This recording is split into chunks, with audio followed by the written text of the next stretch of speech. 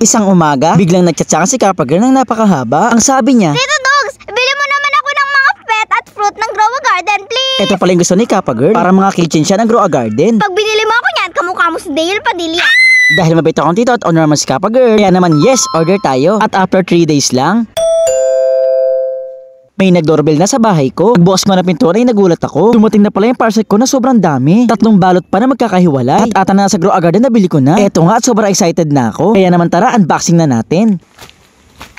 Ito nga pala ang mga nabili ko. Una ay itong bag egg. Siyempre, ano bang gusto natin makuha sa bag egg? Eh di yung dragonfly. Ito nga pala yung wala ako sa Grow a Garden. Itong super cute na candy blossom. Ito nga, ang laki ng lagayan niya. Grabe, napawawa ko kasi queen bee pala to. At nang wala talaga ako yun ang binili ko. At meron pa kasamang freebies. Meron din mango, pollinated, char. Next naman, pinaka-favorite ng lahat. Itong raccoon. Bakit kaya gusto na ng raccoon? Sana all may raccoon. Next, ito naman isa. Meron na naman tayong malaking lagayan. Grabe, sobrang cute nito. Another raccoon na naman pero giant siya. At nagagalaw siya at flexible. Hindi siya nakaupo at pwede rin siya nakadapa. O diba grabe, ang cute ng mga to. Laman akong ganyan sa Grow a Garden. At least meron naman ako sa totoong buhay. Bukod nga pala sa collection o pang display nyo, pwede nyo rin siyang gawing kitchen o isabit sa mga bag nyo. Kasi tingnan nyo naman, sobrang cute, diba? Tapos pag gamit-gamit nyo to, makakita pa kayo ng kapwa nyo Grow a Garden play. Eh ako lahat ng to wala ako sa Grow a Garden eh. Pero ang mahalaga, meron ako sa totoong buhay. O diba, sana all meron ito lahat. Naku, sigurado ko kapag nakita na ni Kappa Girl, tuwang-tuwa yun. Mamimigay siya sa classmate niya.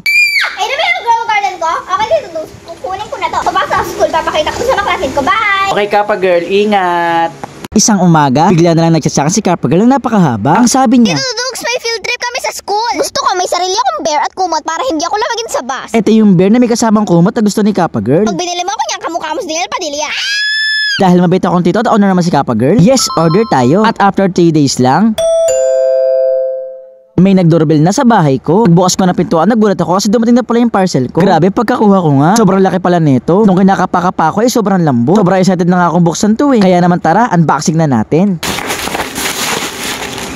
Wow! Okay sa mga kadigot. Eto nga pala yung binili ko kay Kappa Girl. Teddy bear na, may kumot pa sa loob. Ang cute diba? Capybara pa yan, no? Pag alaman ko nga pala na ganito pala ito ginagamit. Kaliwat ka na, meron siyang butas. Para doon mo ipapasok yung kamay mo. Pwede mo rin siyang gawing unan, or pwede mo rin siyang yakap-yakapin. Pero ito talagang kakaiba sa kanya. Meron nga pala itong zipper sa likod. Kasi nga hindi na siya basta teddy bear, or unan na yakap-yakapin. Kasi meron din siya kasamang kumot. Grabe, alam niyo ba yung kumot na to? Sobrang lambot. Sobrang dulas pa niya pag hinahawakan. Yung nilagay ko nga sa likod ko para ako may kayaka. Grabe, sobrang sarap siguro ito, lalo na kapag malamig. Talagang sobrang nakakaramdam ako dito ng warm at sobrang nakakaanto. Masasabi ko tamang-tama to sa field trip ni Kappa Girl. Malamig sa basta sigurado magagamit niya to. Siyempre pagkatapos gamitin, tuturuan ko na nga din pala mag-tiklop si Kappa Girl. Hindi naman sobra at katamtama lang tong size ng kumot. Kaya tiklopin na pinakamaliit. Pagkatapos ay ibabalik na ulit natin sa loob ng katawan ng teddy bear. Ayan, isasarado lang ulit yung zipper at okay na. Ayan, sobrang huggable na naman ang ating teddy bear na sobrang cute. Sigurado ako pag nakita to ni Kappa Girl, tuwang-tuwa yun.